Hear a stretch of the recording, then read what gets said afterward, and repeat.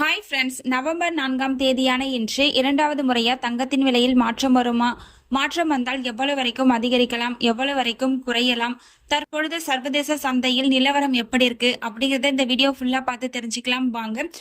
காலையில நமக்கு rate fix ஆகும்போது என்ன ரேஞ்சில் இருந்ததோ அதே ரேஞ்சில் தாங்க தற்பொழுது இருந்துட்டு இருக்கு. பெருசா எந்தவித ஏற்றமோ இறக்கமும் இல்லைங்க.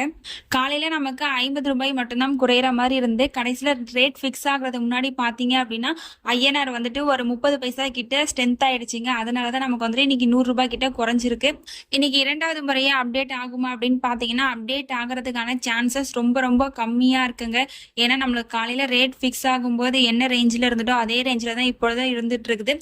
சப்போஸ் அப்டேட் ஆகிறதுக்கு சான்ஸ் பாத்தீங்க அப்படின்னா ஐஎன்ஆர் வீக் ஆச்சு அப்படின்னா மட்டும்தான் வந்துட்டு இரண்டாவது முறையா அப்டேட் ஆகிறதுக்கான சான்சஸ் இருக்கு. 90% வந்துட்டு இரண்டாவது முறையா அப்டேட் ஆகிறதுக்கான சான்சஸ் கிடையாதுங்க. சப்போஸ் ஏதாச்சும் மாற்றம் ஏற்படுது அப்படின்னா உங்களுக்கு நான் தெரியப்படுத்துறேங்க. நீங்க இப்பதான் நம்ம சேனலை ஃபர்ஸ்ட் டைம் பாக்குறீங்க அப்படின்னா சப்ஸ்கிரைப் பண்ணிட்டு கூடவே பெல் பட்டனையும் கிளிக் பண்ணி வச்சுக்கோங்க. இந்த வீடியோ உங்களுக்கு பிடிச்சிருந்தா லைக் பண்ணுங்க, ஷேர் பண்ணுங்க, கமெண்ட் பண்ணுங்க.